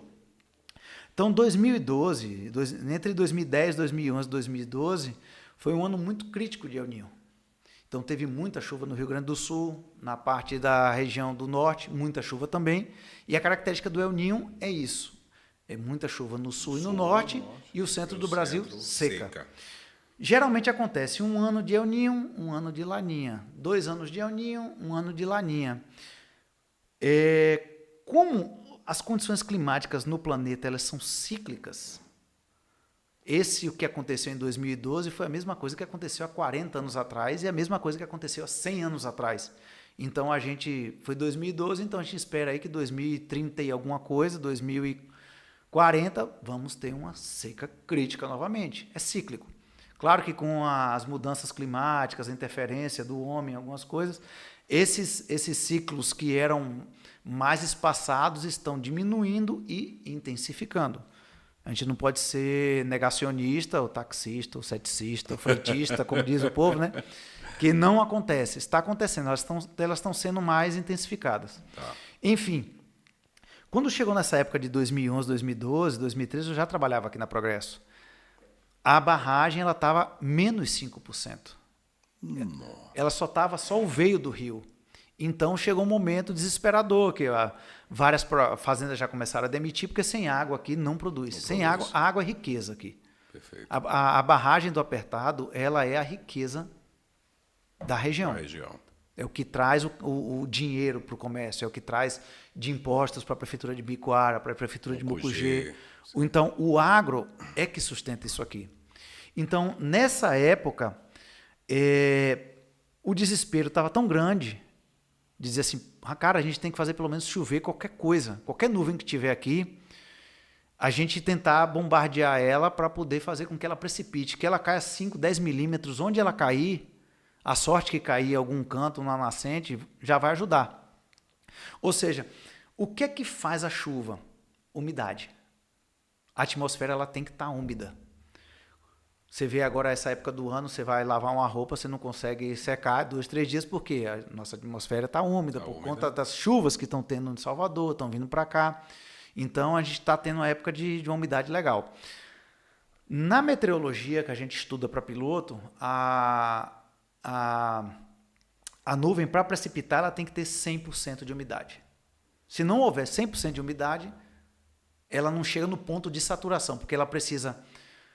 Vem chegando umidade. O que é umidade? É vapor d'água. Vapor d'água. O que sai lá da Amazônia, que a gente chama os rios voadores, é umidade que sobe, pega a corrente de ar e vem parar aqui. Então, a Amazônia, o que ela é importante? Ela regula o regime de chuva no Brasil, a quantidade de água. Perfeito. Então, A nuvem, ela às vezes você vê uma nuvem bem grandona lá se formando, mas ela chega ali no ponto de saturação de 80, 85, 90, 95. Se ela chegar em 95, ela tem umidade, tem água em suspensão, que é o vapor d'água, está ali, mas ela não tem força para precipitar. Para precipitar, precisam alguns fatores contribuintes. 100% de umidade, obrigatoriamente, porque aí ela pesa, aí o peso dela naturalmente, ela começa a cair, aí uma gotinha pequena vai juntando numa segunda, numa terceira, vai formando uma gota maior, ela pesa, e aí vem embora. Sustenta. Deu-se a chuva. Perfeito. Que é aí sim, que é o processo natural. Antes, para esclarecer, quando você tem as chuvas de trovoada, o que é chuva de trovoada? Vem a umidade da Amazônia, fria e úmida. E aqui ela topa com um ar quente e seco.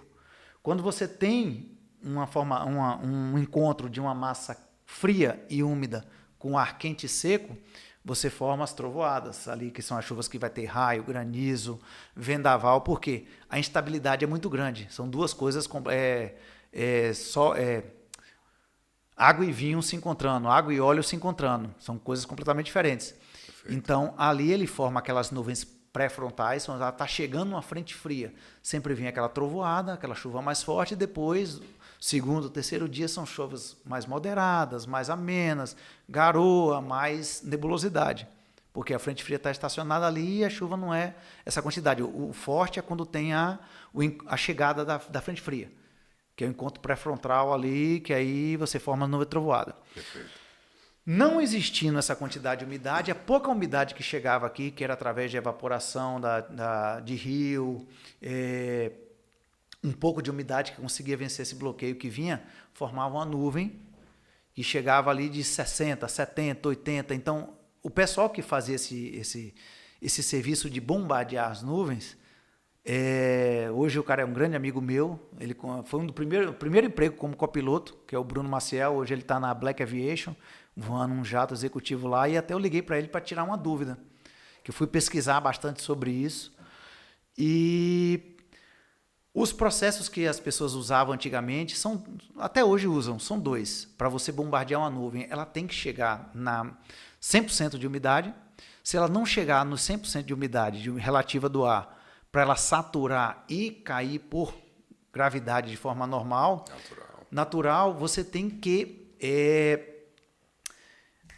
vamos dizer assim, incentivar ou fazer com que esse processo aconteça. Ou seja, eles estavam aqui observando a nuvem, chegava ali, não era toda a nuvem que era bombardeada, que a gente fala bombardear, mas depois vou explicar o que é que ia no avião. Eles analisavam, falavam, aquela nuvem não tem condição. E às vezes, quando ela chega ali 40%, 50% de umidade, ela topa num ar mais quente ali, ela vai embora. Vai embora, dispersa. Você vê a nuvem que está aqui, daqui a pouco ela sumiu. É a própria umidade que não resistiu à barreira e acabou. Vira um ar seco. E o que é que eles faziam? Eles observavam aquela nuvem, quando eles falavam, aquela nuvem ali, ela tem a capacidade de receber um bombardeio que possa provocar a chuva. Então, qualquer 10, 15 milímetros que caísse numa nascente, ou numa barragem, ou em alguma fazenda, já era um alívio. Um alívio. Porque às vezes você bombardeia aqui, mas ela, por exemplo, não querendo dizer que seja isso, a Igarashi bombardeia em cima dela querendo que caia, mas ela corre um pouquinho e cai ali em Boninal. Então pode acontecer isso também. Você não dita onde ela vai chover. A natureza ninguém controla. Perfeito. Então, o que eles faziam? Analisavam, porque aquela nuvem ali, a característica dela, ela está ali com uns 80% de umidade. E vão observar se ela vai precipitar ou não. Mas você tem que ser muito rápido, você tem que decolar o avião, porque na mesma hora que ela forma ali, chega e dá aquele inchaço e não precipitou, ela vai embora.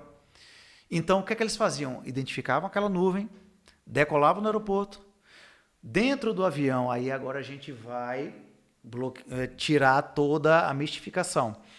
A chuva, para ocorrer, ou ela precisa dar 100% de umidade, ou de um litometeoro, como eu falei daquela vez ali, que é uma partícula que facilite a aglutinação das gotículas, que o que é a coalescência. Coalescência é o momento que uma gotinha fininha junta com outra, vai juntando com outra, juntando, aí forma aquela gota mais pesada, ela vence a resistência da gravidade e desce. Aí ela vai encontrando outras e vai aumentando, e aí essa primeira chama o resto. É igual a que fala assim, vaca, a primeira que puxou ali, o resto, 200 vão atrás. Então é mais ou menos isso aí. Então eles identificavam, e para quebrar toda a barreira, que o pessoal disse, aquilo ali era produto químico, aquilo era produto assado, era isso, era aquilo. Existem 2 produtos que o pessoal usava antigamente. Um é o iodeto de prata, que é um produto químico, mas não é nocivo para o ser humano, para nada. E ele é aplicado mais no sul do país, com foguetes e aviões, às vezes, se for bem preparado, que é para bombardear nuvens frias, para evitar a formação, que ela precipite antes dela formar granizo. O pessoal usava muito no sul do país para evitar granizo, porque lá como é uma região mais instável, meteorologicamente falando, então todas as catástrofes naturais, você vê que é mais no Rio Grande do Sul, é tudo muito intensificado, porque aquela região ali passa um trópico de Capricórnio, ali é encontro de massa, de conversão de ar, do Ártico com o equatorial, então sempre ali vai ter problema meteorológico. Então ali, produtores de maçã, de uva, de pera, usavam esse tipo de tecnologia para bombardear essas nuvens, para evitar que elas gerassem o granizo e danificassem as lavouras. Mas como é um custo muito elevado e às vezes ela forma muito rápido, você não tem como estar com pontos para poder bombardear ela.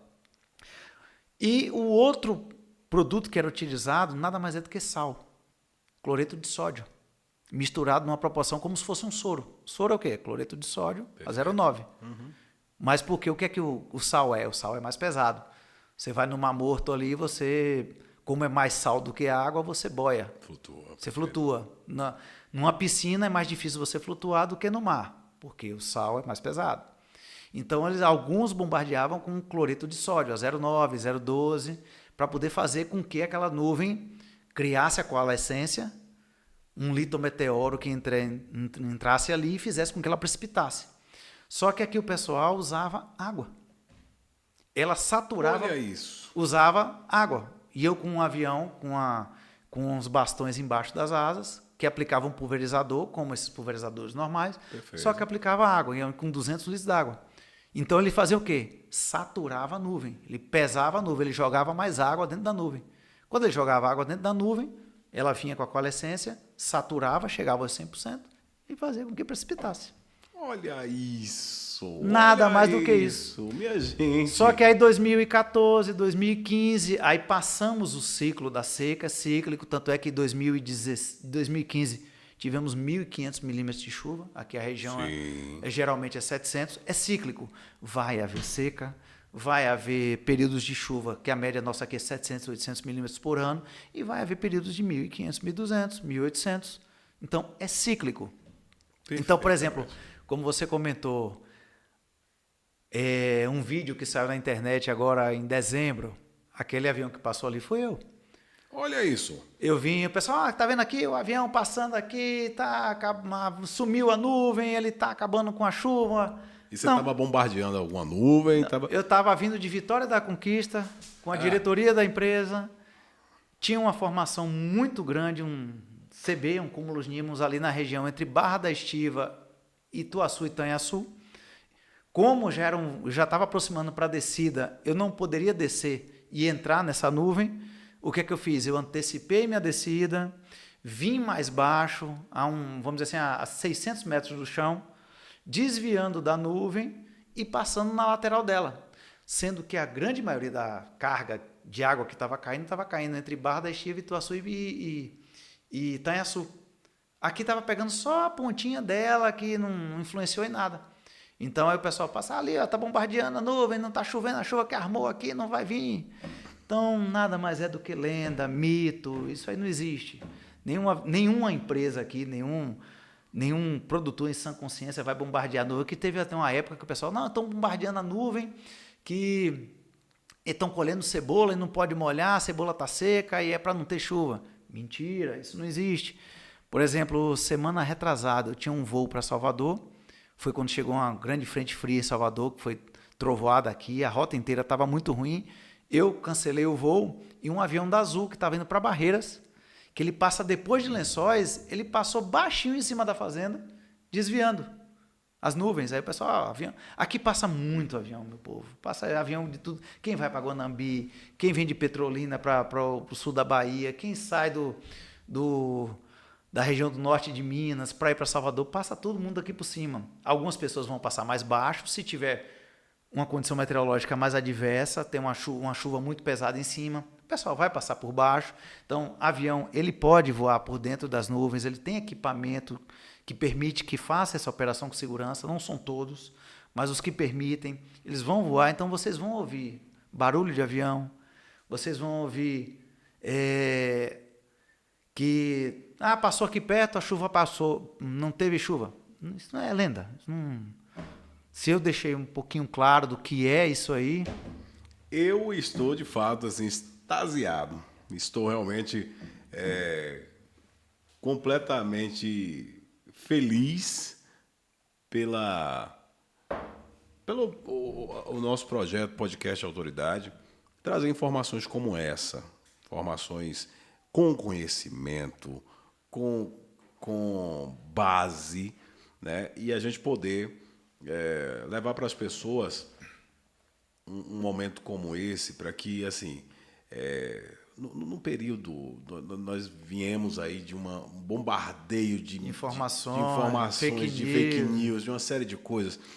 O celular hoje é uma arma poderosíssima, tanto para o bem quanto para o mal. Perfeito. O que você quiser progredir na sua vida, aprender inteligência artificial, aprender uma língua. Eu lembro que meus 16, 17 anos, para a gente aprender o inglês, a gente tinha que pagar um curso presencial de inglês, era um FISC, um CAA, um mandarim, um alemão, você nunca ia conseguir na sua vida, porque você nunca ia encontrar um professor.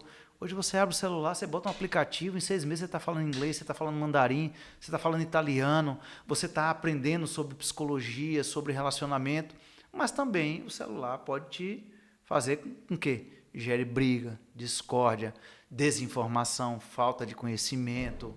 Então, parece que hoje o povo ele quer chamar atenção com a discórdia, nunca com uma informação correta. Você está fazendo um papel maravilhoso em trazer uma pessoa que possa explicar uma coisa dessa aqui.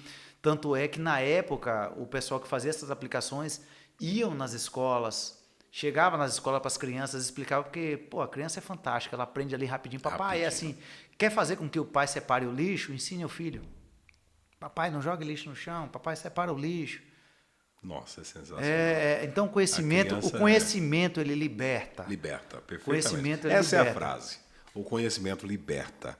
E hoje nós estamos nos libertando desse mito que há tantos anos assola a população e que fica sendo transmitindo Sim. de um para o outro. Aí quando a gente anunciou, vem o comandante Pereira, aí muita gente, ele não vai falar a verdade, ele tem o emprego dele. Minha gente, acima de tudo existe ética, existe respeito, Sim. existe compromisso. E quem quiser saber sobre as informações, quem tiver um chat GPT, baixa o IA no celular, vá no Google e pesquisa o que é o bombardeio de... Claro que nos anos 40, 50, eles bombardeavam lá nos Estados Unidos com coisa radioativa. Sim. Por motivos óbvios e lógicos, foi proibido. Perfeito. Mas já há muitos anos o pessoal vem tentando combater. Lá nos Estados Unidos eles usavam muito para evitar que viesse nevasca com muita intensidade, granizo, tornado, tentar evitar tornado. Então eles tentavam bombardear essas nuvens para evitar que ela chegasse num ponto que ela agredisse a população. Então é bom se informar. Perfeito. Não custa, o conhecimento, você buscar ele é maravilhoso. Ele te incentiva, te retroalimenta. Quanto mais você vai conhecendo, mais você quer conhecer. O conhecimento, ele retroalimenta. Por diversas vezes eu fui vencido. Né? Eu não tive 1% da argumentação que o comandante Pereira trouxe para a gente aqui hoje. Né? Mas, mediante essa busca de informações, será que se procede? Né? Por que isso incomoda? Enfim, por que chama a atenção das pessoas? Mas hoje, de fato... Né? Nós estamos aqui tendo essa oportunidade, registrando tudo. Comandante, quero te agradecer. Eu que agradeço o convite. Quero te agradecer.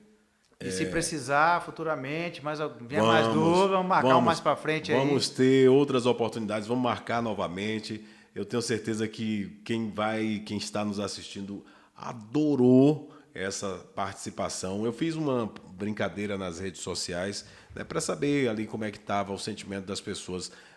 Foram diversas respostas. As pessoas, não, isso não existe e tal, mas nenhuma resposta com tanta informação de altíssimo nível, com tanto conhecimento como o senhor trouxe para a gente aqui. Muito obrigado em nome do podcast Autoridade e em nome de todos os nossos internautas que nos acompanham aí. E isso vai servir tanto aqui para a nossa região, como outras regiões que também podem estar passando pela a mesma situação, e a gente vai estar gerando aí material sensacional para distribuir à vontade, que realmente hoje foi incrível. E um recado para a galera: estudem, busquem conhecimento, parem com TikTok, parem com questão de Instagram, de estar comparando um com o outro, que está adoecendo. Estudem, busquem conhecimento, e é importante, com conhecimento não tem argumento. E aí, falar o que mais? Simplesmente agradecer e encerrar a nossa 6ª edição do podcast Autoridade. A casa é sua. Obrigado. A hora que quiser, é só E quando quiser fazer uma visita lá no aeroporto para você ver uma operação, quem sabe a gente fazer um voozinho? Opa! Tá registrado. O convite está feito. Obrigado, querido. Agora eu vou ter que me virar para fazer isso. Obrigado a você que nos acompanhou, Alessandro. Obrigado. Tudo de bom, tamo junto aí. E aí, na semana que vem, a gente retorna com o nosso podcast Autoridade. Sensacional, incrível. Vou para casa hoje, né, radiante de felicidade por ter conseguido aqui proporcionar a vocês, né, e por também absorver esse conhecimento aqui. Obrigado, minha gente. Comandante. Vamos nessa. Satisfação, queridão. Obrigado. Eu que agradeço. Obrigado.